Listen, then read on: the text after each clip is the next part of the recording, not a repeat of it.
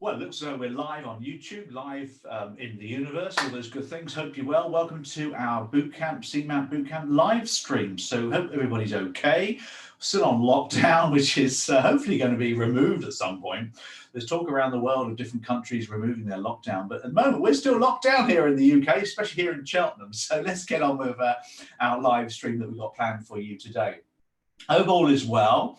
Hope everybody's good, enjoying themselves if they can do, of course, of what's happening. The mortgage market, of course, is going through a lot of change at the moment. Now, I had a result from some estate agents who were talking about a booming housing market, but then again, they would do, wouldn't they? But they had quite an interesting concept, actually. This one estate agency was talking about the housing market being under ice.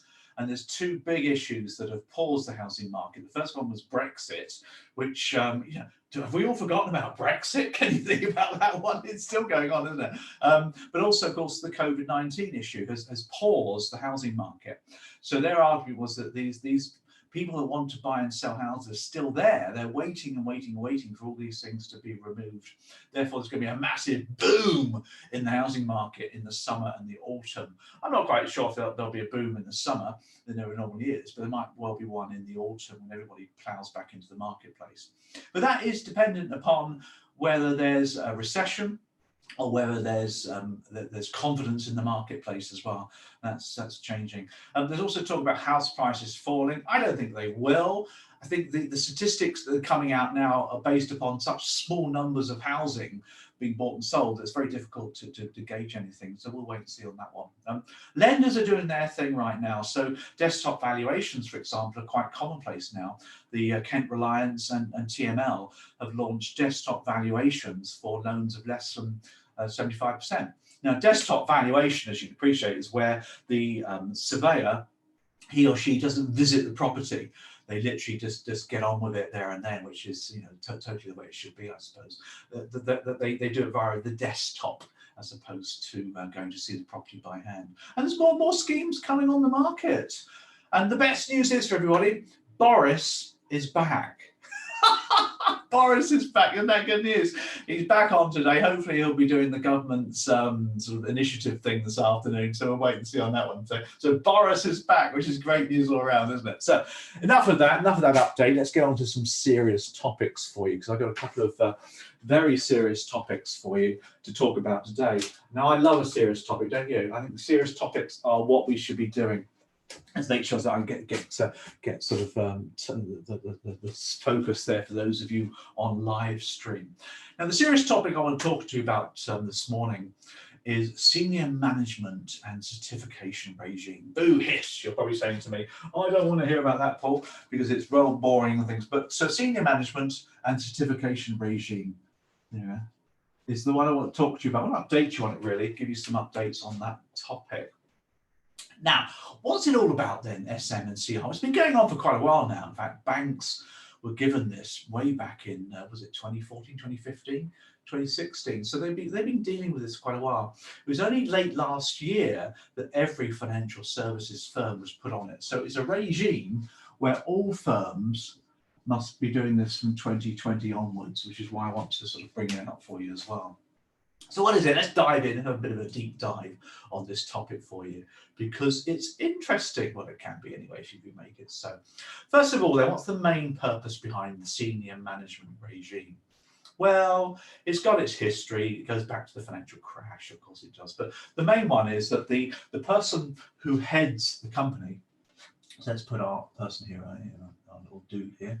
This person heads the company, and let's put some big fat cigar, a little bit sexy, I suppose, but big fat cigar in there, and there's the individual who heads the company. He's the boss, and she's the boss of the firm. Now, the whole point really was that the senior management themselves must embed a culture, the correct culture in a firm. And that's all well and good saying that we have this culture, we have these values, but they must embed the right culture in the firm. And he or she must provide evidence that the culture is within the firm. So they must have systems and procedures, they must have management information, statistics, KPIs, which shows that the right culture is there. Now, the culture is entirely up to you, of course, what you have, but of course it's integrity, it's responsibility, all those things come about. Now, when I read about this, I automatically thought of Cyberdyne Systems, Skynet, you know, the Terminator film. Cyberdyne Systems was the company that created Skynet. And of course, they had the right culture, wasn't it? That was to destroy all humankind, you know. But I'm sure the financial services firms don't want to do that. So that's the first thing about the senior management. What they must then do is she or he must write then the statement of responsibility. The statement of responsibility. For all senior managers must have this statement of responsibility, which, as you can appreciate, is a written statement of what they're responsible for, what they are employed to do, and it becomes part of the regulatory aspect as opposed to their job as well. Now, they must be certified yearly. They must be certified that they are fit and proper. They must be adequately trained to do their job. They must be certified annually that they're doing their job. And that's the senior managers of the business itself. So that's a really good sort of system there coming into place. It's for all firms now, as I mentioned to you, and they split firms into core firms, limited firms, and enhanced firms. So you've got three different types of firm there, which comes down to it. So you've got core firms, you've got limited firms, and you've got enhanced firms. Now, broadly, these three different types of firms, enhanced firms are the big boys. The core firms are the sort of medium brokerage sized businesses. The limited firms are the sole traders, pretty much. And again, the regulator will put emphasis on those different firms. So there you've got like Aviva, Legal & General. Here you've got sort of like a mortgage advice bureau. And the limited firms will be like the one-man bands that predominate in our industry. So every firm's covered by this now as well. It replaces the approved persons regime. Do you remember the approved persons? Yeah, the approved persons regime. That's gone now, and it's been replaced by the senior management certification regimes. Let's take a look at how that works. And that's down to the certification side of things. Now, the certification side of things, certification regime, covers those people that have influence over customers. So let's put certification regime down here, certification. So you've got your senior managers and certification regime. And the certification regime itself, which is part of it, of course, covers non-senior managers. So these are people below the senior managers who have a customer interaction. In other words, they connect with customers. So the person, of course, I'm thinking about are advisors, mortgage advisors and financial advisors are the main people covered under the certification regime. And it's very much similar to the approved persons, because once you get somebody who's covered by the certification regime, so for example, the financial advisor, she or he must be proved annually that they're fit and proper. So, you know, you've got the fit and proper situation is still there as before. So they must prove themselves that they are fit and proper, both at the outset, of course, and annually as well. And that includes tests. The training and competence scheme comes into its own as well, because of course all these advisors must be under a T&C.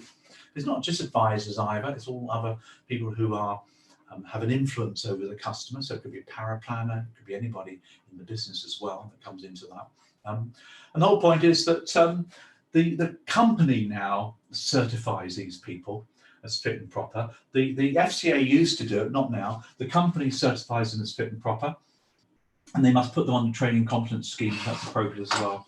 Now, to define somebody as fit and proper, you've got to go through all the usual tests, exams and things, but also integrity and all those things come into it in the same manner. Now, they've also got to be subject to the conduct rules. So let's talk about this next, then, the conduct rules. Because you've got senior management and certification regime, everyone must apply to conduct rules. And there's two types of conduct rules. There's tier 1 and tier 2. And I'm going to squeeze these in over here, I think. We're going to pop these over here. You've got your tier 1 and you've got your tier 2 conduct rules. There you go. Now, this is something which an exam, of course, will test you on. You can imagine they would do, wouldn't it? Now, the tier 1 rules are for all people. The tier 2 rules are for senior managers. So let's take a look at some of these in some detail for you. We'll get these comfortable. Remember, the tier 1 rules are for all advisors, all people within the industry. Now, if you remember your principles of business, you probably remember some of these rules. There's 5 of these. I won't write them down, but I'll list them for you. The first one is to act with integrity. The second one is to act with skill, care, and diligence. The third one is to act open and cooperative with the FCA and the PRA. The fourth one is to treat customers fairly. And the fifth one is a proper standard of market conduct. So you've seen those before with the principles. But these are the tier 1 rules. So acting with integrity, skill, care, and diligence, open and cooperative with the FCA, could be rude not to, wouldn't it? Treat customers fairly and operate with proper standards of conduct. And that's fine, that makes sense. Now, tier 2, which is for the senior managers, is very different. Now, these, of course, apply to senior managers, and there's 4 here. The first one is that the boss, he or she, must conduct or control the business effectively. Makes sense. Number 2, they must comply with the requirements of the regulator. Again, that makes sense too. Number 3 is they must delegate properly and responsibly to the organisation. And number 4, they must disclose any information to the FCA that they're expected to disclose. So full transparency. So you see why the rules are very different, aren't they, along the way? And that makes real sense, really, at the end of the day. I quite like that one. So let's just take a look at an example then of a situation. Let's bring this into play, really. Let's take a look at an example of the SM and CR in action. So let's remove this then. What I want to do now is create a firm for you. And we'll see how this all comes into its own. A financial services company. And I'm going to call this company Abacus Wealth. Here we are. There probably is an Abacus Wealth. Limited somewhere in the marketplace. I'm sure there probably is. Now, Abacus Wealth is an IFA firm, and it has a CEO. She operates the firm there. There we go. The CEO. Now, this CEO, the Chief Executive Officer of the business, is also a qualified IFA. She deals with the high net worth clients in the business. It also has an operations manager. So let's put our ops manager in here. Now, the ops manager, there you go. He is not a qualified IFA. You don't have to be by law, but he happens to be the supervisor, the money laundering regulatory officer. This person does all the compliance side of things as well. Now, below those two, they've got a couple of IFAs. There you go, a couple of qualified IFAs. Like my little pictures, do you? They're pretty good, aren't they? Little smiles there. A couple of IFAs. They've also got a couple of paraplanners as well, because a lot of the work, of course, is done by paraplanners now, who are an essential part of the whole process. These are paraplanners.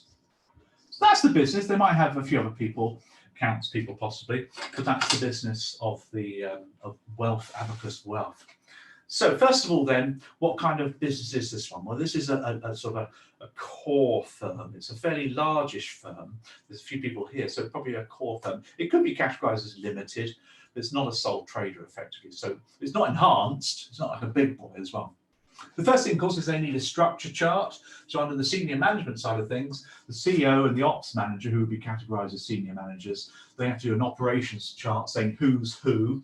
And they must have a statement of responsibility, of course, brought about by them as well.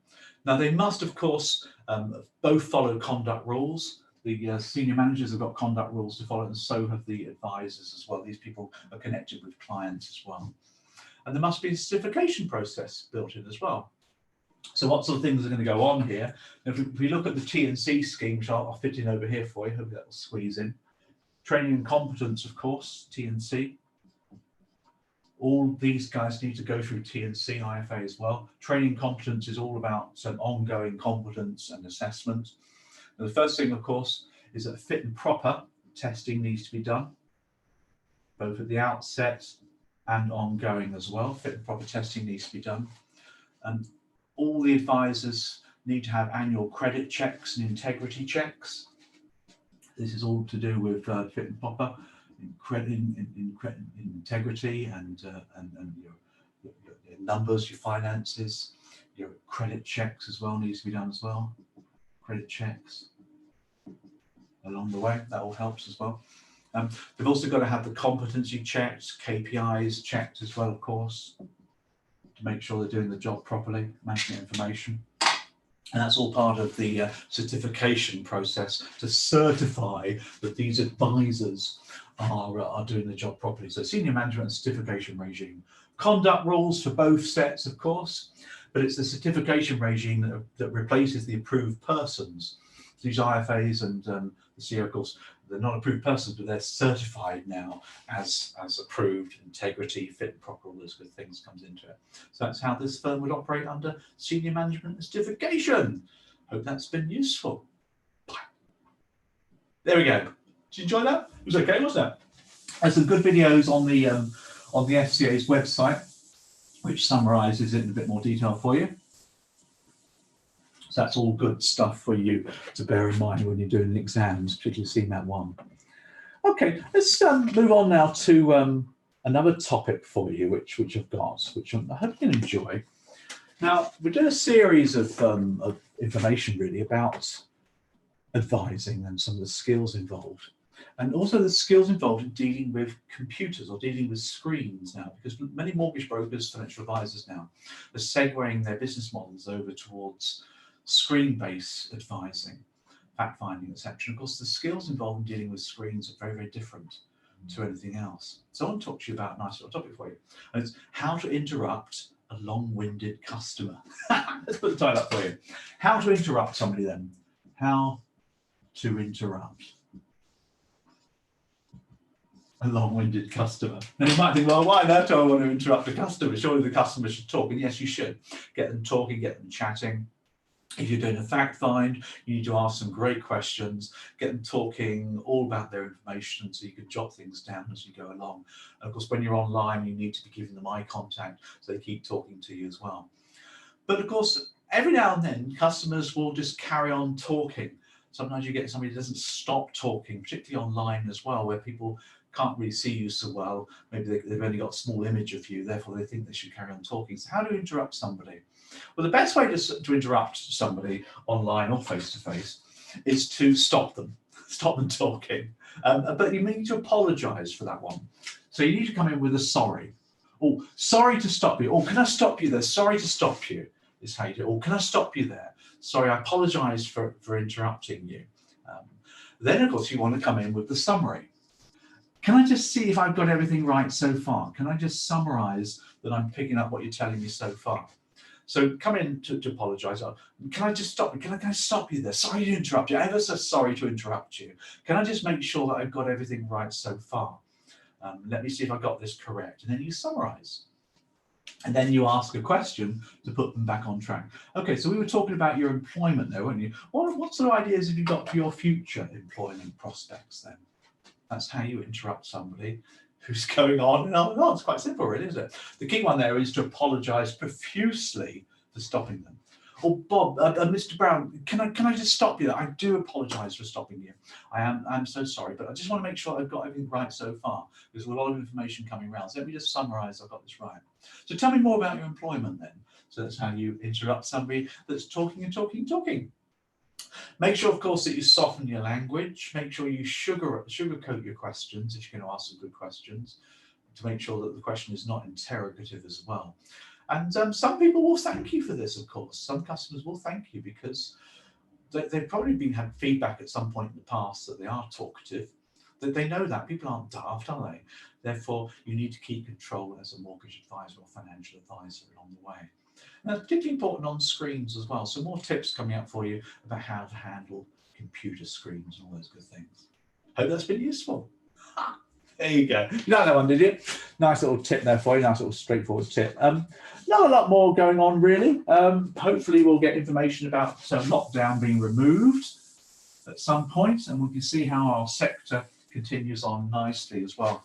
Remember, we've got our CeMAP bootcamp starting on the 4th of May. We've got our early summer cohort starting. So if you're interested in that, just subscribe to the YouTube channel or email me, paul@paularcher.com, or go onto our website, which is archertraining.com, and we'll tell you more about the bootcamp, CeMAP bootcamp opportunities that are coming your way this summer as well.